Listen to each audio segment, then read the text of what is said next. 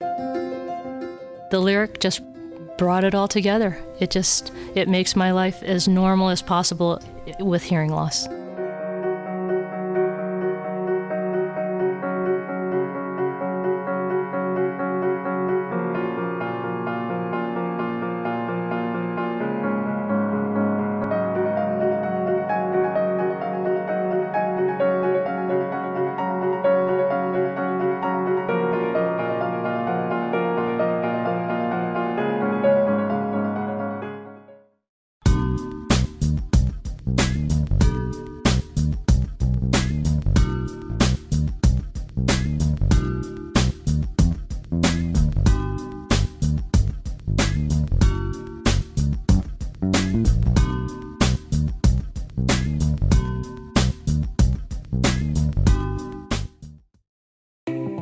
Starting or building your career? Or getting back into work? Jump on spotjobs.com and you'll see jobs popping up everywhere.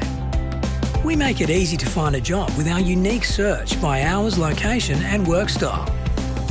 And with positions available in small and big companies across Australia, you'll be sure to find a job that is spot on for you. Time to start looking. Spot yours today on spotjobs.com.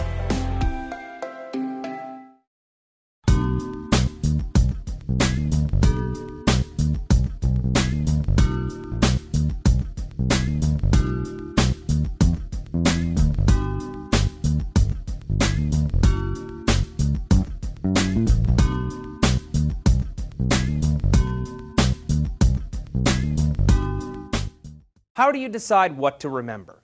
I actually don't remember. I was hoping that you did. No? Well, that's some medulla oblong garbage. Hey folks, Matt Lieberman here for DNews. Our brains are capable of storing enormous amounts of information, so why do we often feel like our brains prioritize the wrong things when it comes to long-term memory? Every Monday on DNews, we answer your questions, and Yash Barty wants to know, why do I remember something that happened 4 years earlier, but I don't remember what I ate last night for dinner? Good question. Well, according to computational neuroscientist Paul King, our brains prioritize memory creation and storage based on what we subconsciously determine is useful for our long-term survival, to which I respond, okay, that's all fine and good, but why did my brain remember several names of Scooby-Doo episodes and nothing I learned in algebra? I can't imagine a situation where my life will be saved by name-checking Jeepers, It's the Creeper, or Go Away, Ghost Ship. Well, your brain has no way of knowing what types of information will be useful in the future, so it has a variety of criteria to determine what to hold on to. First, your brain is really great at noticing patterns. Repeated facts, sights, sounds, and experiences must all be examined to determine whether they're worth remembering or if they should fade from perception. In addition, your brain prioritizes moments or facts presented earlier as they dictate what's to come, and whatever happened most recently as it's often the most relevant to your current situation. That's why most presentations begin and end with a summary of key points. However, the element of surprise may be even more powerful than that. A shocking or unpredictable outcome greatly increases retention, which is why you remember more about last season of Game of Thrones than you do about where you left your keys. I mean, unless you left them in the fridge. That would be incredibly surprising unless you are a sitcom character, because I think that only happens in fake life. On top of that, the brain also holds on to memories and thoughts that offer a strong emotional impact. Moments of extreme joy, sadness, or anger, for example, will always be easier to recall than clinical or boring moments, even if they're valuable for your continued success at work or school. Finally, and perhaps most significantly, your brain pays very close attention to moments and decisions that lead to positive and negative outcomes. So Yash, maybe you can't recall what you ate last night for dinner because it was simply unremarkable. If it had been incredible or god-awful, that meal would have left a strong impression on you and would dictate your future behavior. Outside of those criteria, your brain decides what to hold on to through another method called consolidation. So what's consolidation? Let's say you just learned how to drive a car. Every time you access the memories associated with your driving skills, aka every time you get behind the wheel of a car, the neuronal connections to those specific memories get stronger, making them that much harder to forget. Sleep has been shown to be vital to the consolidation of memories. While sleeping, the brain processes subconsciously learned information into tangible knowledge for later use.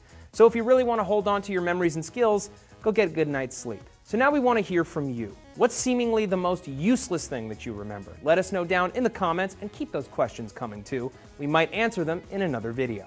And hey, if you want to see more of me, check out this video that I did for SourceFed about a new bionic eye that's going to change vision for the better. Optometrist Dr. Garth Webb unveiled the Ocumetrix Bionic Lens, an ocular implant that perfects vision, offering eyesight 3 times greater than 20/20. Thanks for watching, and be sure to subscribe to D News for new videos every day of the week.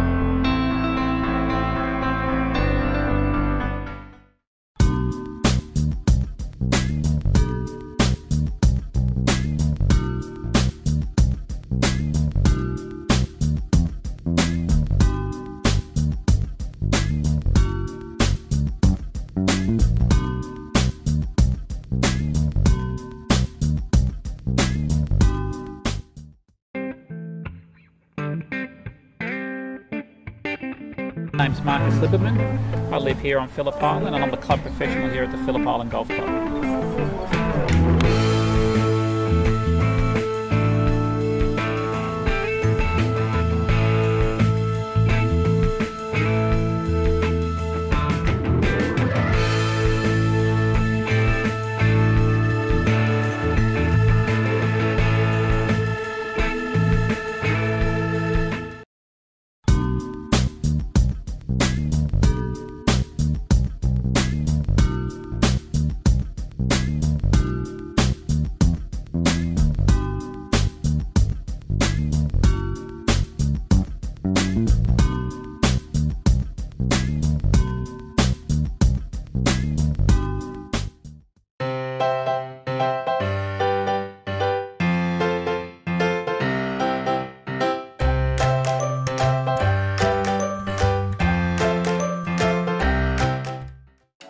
Deep down inside, we all know how important it is to try to live a healthy and active life, but actually making that happen every day can feel like a chore.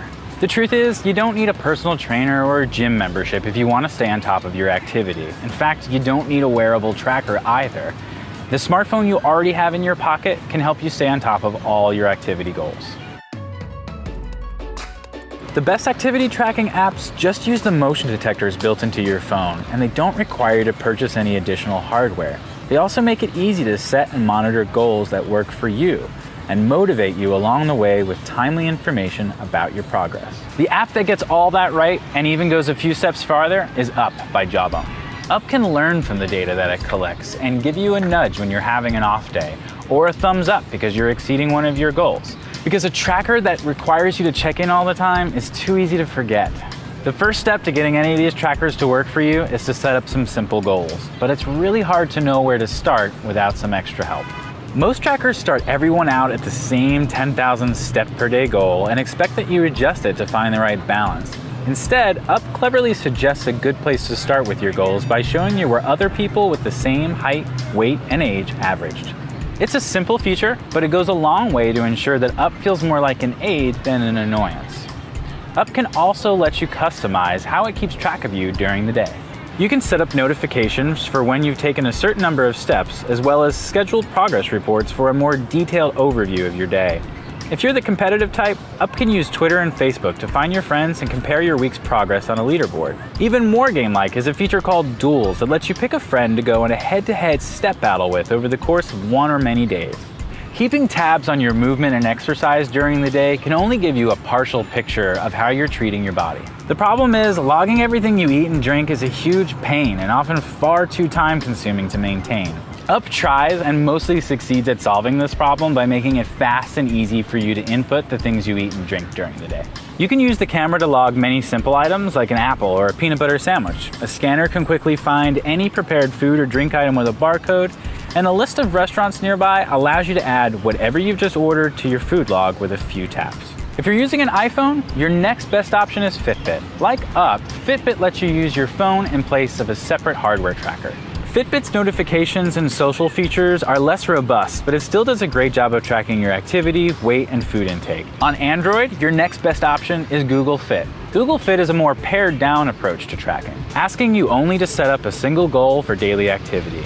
With its home screen widget, you can quickly check your progress or dive into the app and see how your day stacks up against your weekly average. If you're not worried about capturing things like your food intake or just want a simple way to start tracking your progress, Google Fit is a great choice.